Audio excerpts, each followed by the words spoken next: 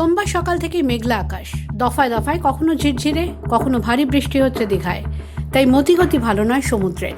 তবে ঝোড়ো হাওয়া না থাকায় তেমনভাবে ফুঁসে ওঠেনি সমুদ্র। কিন্তু আবহাওয়ার কারণেই বাড়তি সতর্কতা জারি রয়েছে গোটা দীঘা উপকূলে।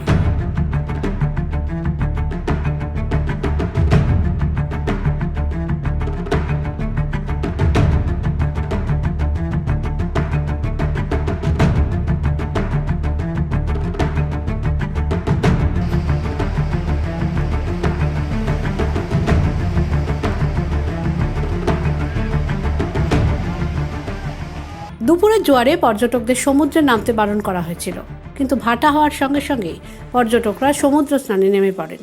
সাময়িকভাবে তাদের ছাড় দেয় প্রশাসনও। তবে কোমর জলের বেশি নামা যাবে না, এমন সতর্কতাও জারি রয়েছে। এই উইকেন্ডেও দীঘা, মন্দারমণি, তাজপুরে পর্যটকদের ভিড় ছিল নজর কাড়া। ভিড় রয়েছে আজ সোমবারও। সকাল থেকে দুবার মাইক নিয়ে সতর্কতামূলক প্রচার চালায় প্রশাসন। মৎস্যজীবীদেরও সমুদ্রে যেতে বারণ করা হয়। সকাল থেকে ঝিরঝিরে বৃষ্টি হচ্ছে, আবহাওয়া খুবই খারাপ চলছিল। আজকে পূর্ণিমা, ঘোড়া কোটাল চলছে, ভালোই জল সকালে মেরেছে, জল ওভারটেকও করেছে। কিন্তু পর্যটক প্রচুর পরিমাণে দীঘাতে এখনও আছেন। আমরা কাউকে নামতে দিচ্ছি না। তবে এই ভাটা হতে বালি দেখা দিতে সবাইকে আমরা বলেছি যে আপনারা কমর জলে স্নান করুন, বেশি দূরে যাবেন না, দূরে গেলেই যে কোনো মুহূর্তে অঘটন ঘটতে পারে। তাই ওনারা ফ্যামিলি নিয়ে কমর জলে কি হাঁটু জলে সবাই স্নানে নেমেছেন, ব্যস্ত আছেন। তবে আমরা নজরদারি করছি, সব জায়গায় নজরদারি চলছে আমাদের সিভিল ডিফেন্স দীঘা থানা। বিকালের দিকে ভারী বর্ষণের আবহাওয়া দপ্তর থেকে জানা গেছে হতে পারে, তবে তখন ভাটা থাকবে। আশা করছি ভাটার টানে একটু জোয়ার ভাটা বৃষ্টির সঙ্গে লেনদেন থাকে।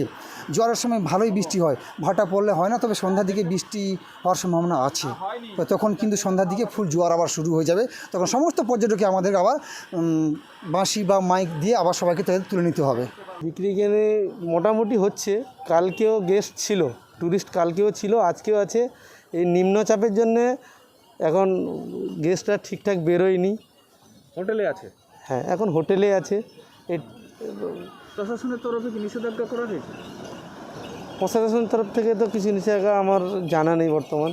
এই আমি এখনই এসেছি ব্যবসা করার জন্যে। জেলা আবহাওয়া দপ্তর সূত্রে জানা গেছে আগামীকাল বিকেল পর্যন্ত এই ধরনের আবহাওয়া থাকবে। উপকূল লাগোয়া নিচু এলাকাগুলো বৃষ্টির জল এবং সমুদ্রের জলোচ্ছ্বাসের ফলে এখনও প্লাবিত। আপৎকালীন ভিত্তিতে এই সমস্ত এলাকা থেকে লোকজনকে সরানো হয়েছে।